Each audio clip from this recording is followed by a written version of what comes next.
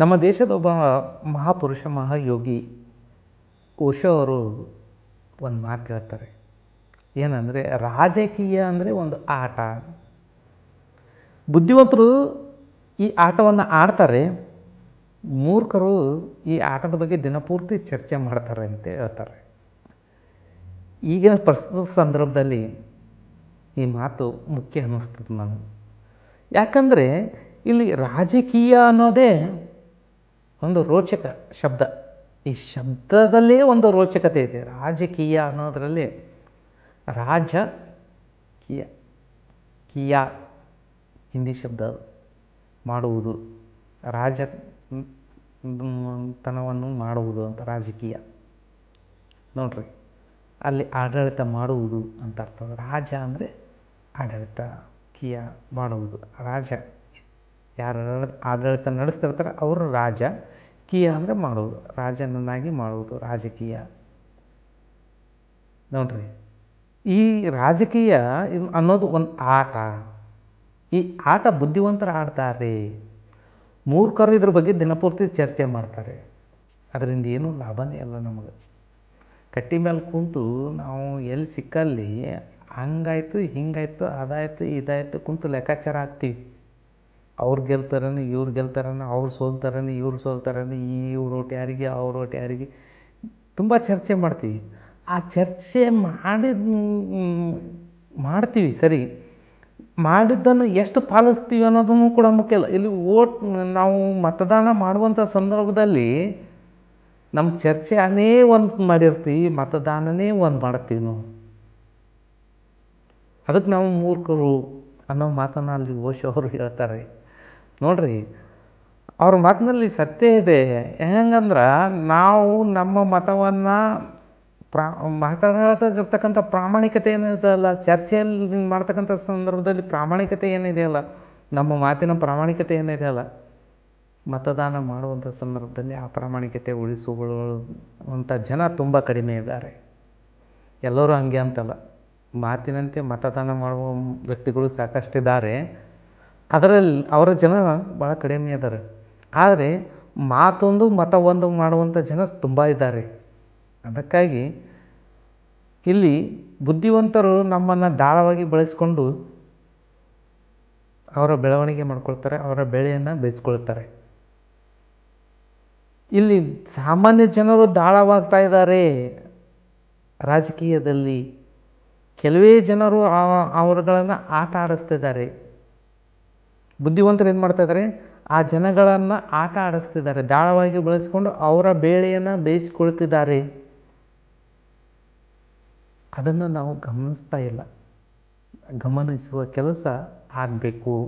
ಇವತ್ತಿನ ಸ್ಥಿತಿಯಲ್ಲಿ ಪ್ರಜಾಪ್ರಭುತ್ವ ವ್ಯವಸ್ಥೆಯಲ್ಲಿ ಒಂದು ಉತ್ತಮತೆ ಆಗಬೇಕು ಅಂತಂದ್ರೆ ಜಾಗೃತಿ ಮುಖ್ಯ. ಇವತ್ತು ಜಾಗೃತಿ ಆಗ್ತಾ ಇದೆ, ಅದು ಒಂದು ಸಂತೋಷದ ವಿಷಯ.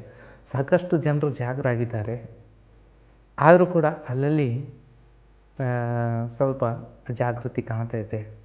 ಅದು ಕೂಡ ದೂರ ಆಗುವ ಸಮಯ ದೂರ ಇಲ್ಲ, ದೂರ ಆಗ್ತದೆ. ಒಂದು ಉತ್ತಮ ಆಡಳಿತದ ಒಂದು ವ್ಯವಸ್ಥೆಯನ್ನು ನಾವು ಮಾಡ್ಕೊಳ್ಬೇಕು ಅಂದರೆ ಅದು ನಮ್ಮ ಕೈದಾಗೆ ಆಗ್ತದೆ. ಅದಕ್ಕೆ ಮತದಾನ ಅನ್ನೋದು ಭಾಳ ಮುಖ್ಯ. ಇಲ್ಲಿ ನೋಡ್ರಿ, ಮತದಾನ ಅನ್ನೋ ಶಬ್ದನೇ ಭಾಳ ಚೆಂದ ಅದ. ನೋಡ್ರಿ, ಮತವನ್ನು ದಾನ ಮಾಡಬೇಕದು, ಮಾರಾಟಕ್ಕಿಲ್ಲ. ಅದು ದಾನವಾಗಿ ದಾನವಾಗಿ ಕೊಟ್ಟದ್ದಕ್ಕೆ ನಾವೇನಾದ್ರು ಬೆಲೆ ತೊಗೊತೀವಿ? ಏನಿಲ್ಲ, ಕೊಟ್ಟು ಬಂದುಬಿಡ್ತೀವಿ. ಅದು ಒಬ್ರಿಗೆ ಕೊಟ್ಬಿಡ್ತೀವಿ. ಅದಕ್ಕೆ ದಾನ. ಅದಕ್ಕೆ ಪ್ರತಿಫಲ ನಾವು ಏನೂ ನಿರೀಕ್ಷೆ ಮಾಡೋದಿಲ್ಲ. ದಾನ ಮಾಡಿದ್ದಕ್ಕಾಗಿ ಯಾವುದೇ ಪ್ರತಿಫಲವನ್ನು ನಾವು ನಿರೀಕ್ಷೆ ಮಾಡೋದಿಲ್ಲ. ನಿರೀಕ್ಷೆ ಮಾಡಿದೆವು ಅಂದರೆ ಅದು ದಾನ ಅನಿಸ್ಕೊಳ್ಳೋದಿಲ್ಲ. ಅದಕ್ಕೆ ನಮ್ಮ ಪ್ರಜಾಪ್ರಭುತ್ವ ವ್ಯವಸ್ಥೆಯನ್ನು ಮಾಡ್ತಕ್ಕಂಥ ನಮ್ಮ ಹಿರಿಯರು ಏನಿದಾರಲ್ಲ, ನೋಡ್ರಿ, ಮತವನ್ನು ದಾನ ಮಾಡ್ರಿ ಅಂತಂದರು, ಮತವನ್ನು ಮಾರ್ರಿ ಅಂತ ಹೇಳಿಲ್ಲ ಅವರು. ಮತವನ್ನು ನೀಡ್ರಿ ಅಂತ ಅನ್ನಲಿಲ್ಲ, ದಾನ ನೀಡ್ರಿ ಅನ್ನೋ ಮಾತು ಹೇಳ್ಯಾರ ಅಷ್ಟು. ಅದಕ್ಕೆ ಮತದಾನ ಅಂತ ಅನ್ನೋ ಶಬ್ದ ಕೊಟ್ಟಿದ್ದಾರೆ. ನಮ್ಮ ಮತವನ್ನು ದಾನ ಮಾಡಬೇಕು ನಾವು. ಮತ್ತು ಯಾರು ಮತವನ್ನು ಪಡ್ಕೊತಾರ ಅವರು ಪ್ರಜ್ಞೆಯಲ್ಲಿ ಇರಬೇಕು. ನಮ್ಮಿಂದ ಮತ ಪಡ್ಕೊಂಡು ಅವ್ರು ಗೆದ್ದಿರ್ತಾರೋ ಸೋತಿರ್ತಾರೋ ಅವ್ರಿಗೊಂದು ಪ್ರಜ್ಞೆ ಇರಬೇಕು. ಇಷ್ಟು ಜನರು ನನಗೆ ಮತದಾನ ಮಾಡಿದ್ದಾರೆ, ಅಷ್ಟು ಜನರ ಋಣದಲ್ಲಿ ನಾನಿನಿ ಅಂತೇಳಿ ತಿಳ್ಕೊಳ್ಬೇಕು ಅವರು. ಅಧಿಕಾರದ ಬಂದ ತಕ್ಷಣವೇ ನಾನು ಹಿಂಗೆ ಅಂತೇಳಿ ಈಗಷ್ಟು ಸಾಕಷ್ಟು ಮುಖಂಡರಿದ್ದಾರೆ, ನಾಯಕರಿದ್ದಾರೆ. ಅವರು ನಾವು ಅವ್ರಿಗೆ ನಮ್ಮ ಅಧಿಕಾರವನ್ನು ದಾನ ಮಾಡಿ ಎಲ್ಲರ ಅಧಿಕಾರ ಒಗ್ಗೂಡಿ ಒಂದು ಮಹಾನ್ ಶಕ್ತಿ ಆಗ್ಯದ ಅದು. ನಾವು ಚೂರು ಚೂರು ಸಣ್ಣ ಸಣ್ಣ ಅಧಿಕಾರವನ್ನು ಕೊಟ್ಟಿವಿ. ನಮ್ಮದು ಒಂದು ಮತ ಅಂದರೆ ಒಂದು ಅಧಿಕಾರದ ಶಕ್ತಿ ಇದ್ದಂಗೆ.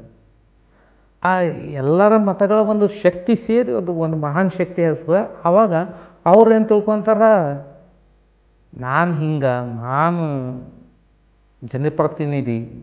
ಜನಪ್ರತಿನಿಧಿ ಅಂತ. ಮತವನ್ನು ದಾನ ಪಡೆದಂಥ ವ್ಯಕ್ತಿ, ದಾನ ಯಾರು ಪಡಿತಾರೆ? ಅದನ್ನು ಪ್ರಜ್ಞೆ ಅವ್ರು ಇಟ್ಕೊಳ್ಬೇಕು. ನಾನು ಇವರಿಂದ ದಾನ ಪಡೆದೀನಿ, ಅವ್ರ ಋಣವನ್ನು ನಾನು ತೀರಿಸ್ಬೇಕಂದ್ರೆ ಉತ್ತಮ ಕೆಲಸಗಳನ್ನು ನಾನು ಮಾಡಲೇಬೇಕು ಅನ್ನೋ ಮನೋಭಾವ ಆ ಜನಪ್ರತಿನಿಧಿಯಲ್ಲಿ ಬೇಕು, ಆ ನಾಯಕನಲ್ಲಿ ಬೇಕು. ನನ್ನ ಜನರಿಗಾಗಿ ನಾನು ಮಾಡಬೇಕು. ಅದು ನನಗೆ ಯಾರು ಮತದಾನ ಮಾಡ್ಯಾರಲ್ಲ ಅವರಿಗಾಗಿ ನಾನು ಒಳ್ಳೆಯದನ್ನು ಮಾಡಬೇಕು ಅನ್ನೋ ಭಾವ ಆ ಜನನಾಯಕನಲ್ಲಿ ಬರಬೇಕು. ಜನನಾಯಕನಲ್ಲಿ ಬಂದಾಗ ಅವರು ನಿಜವಾದ ಜನನಾಯಕ ಅವಾಗ ಆಗ್ತಾರೆ. ಅವ್ರು ಏನಾದರೂ ತಾನು ಅಧಿಕಾರದಲ್ಲಿ ಅಹಂ ಬಂತು ಅಂದರೆ ಆತ ಜನನಾಯಕ ಆಗೋಕ್ಕೆ ಸಾಧ್ಯ ಇಲ್ಲ. ಈ ಪ್ರಜಾಪ್ರಭುತ್ವ ವ್ಯವಸ್ಥೆಯಲ್ಲಿ ಮತದಾನ ಅನ್ನೋದು ಭಾಳಷ್ಟು ಮುಖ್ಯ ಅದ.